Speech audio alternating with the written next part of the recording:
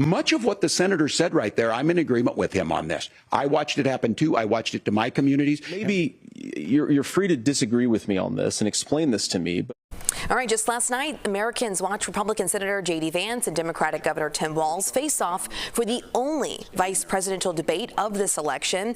It was policy-focused and congenial, with just a few exceptions. And joining us now to discuss it all is Professor Stephen Maynard Caliendo of North Central College. Good morning. We always appreciate you joining us. It's good to be here. So generally, I think overall it's safe to say the tone of the debate was quite polite, maybe even civil, especially compared to last month's face-off between the two presidential candidates. Do you agree with that? Yeah, absolutely. It's not just that. I mean, it's been a while since we've had a debate that had this kind of tone. But those of us of a certain age, I would say, kids, come closer. This is how it can be. I mean, it can be like this, and it was real meaningful exchanges of ideas throughout. And there were moments, of course, that we'll talk about that were a little bit less. But if you were looking for excitement, this was not it. Yes. If you're looking for policy, this was a good one. Yeah, it was substantive. That's correct. It really was. Well, one thing that the two did spar about was Donald Trump's remarks about Haitian immigrants in Springfield, Ohio. Let's have a listen to that moment.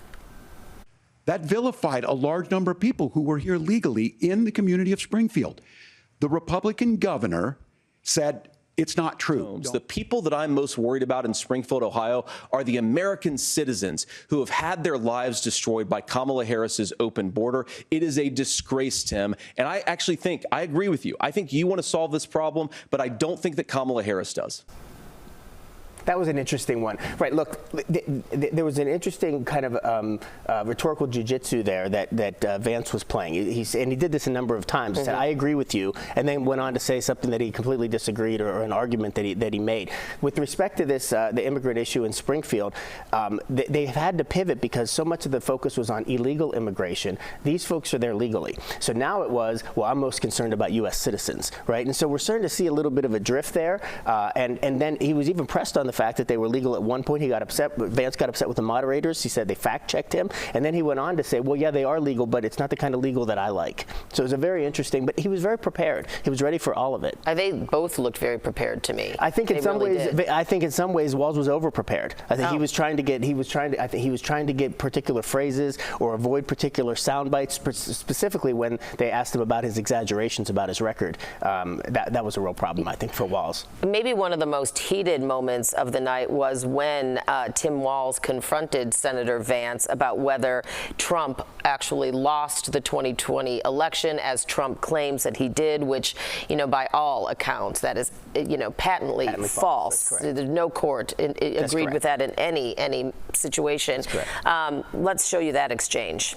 He is still saying he didn't lose the election. I would just ask that. Did he lose the 2020 election? Tim, I'm focused on the future. Did Kamala Harris censor Americans from speaking their mind in the wake of the 2020 COVID situation? That is a damning non-answer.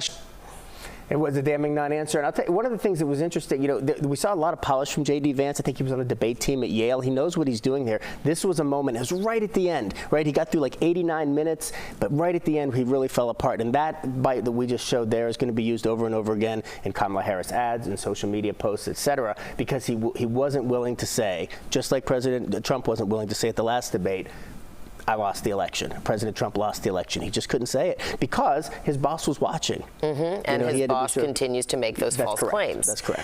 Now, a flash poll after the debate by CBS News and YouGov found clear majorities thought that Walz did a better job talking about abortion and health care, while some smaller majorities preferred the way Vance discussed the economy and immigration. Do you agree with that assessment? That's a great assessment. I think it's right on. Look, the fact that we're even talking about policy specifically, or that viewers were able to have concrete answers on who did better on each individual policy, speaks to the fact that we could actually talk about policy last night. And there were real different visions put forward. And I think, if you spend a lot of time sort of teasing it out, they were accurate depictions for the most part of how each side would approach the policy realm. And so, yeah, I think that those are also the issues that those candidates own.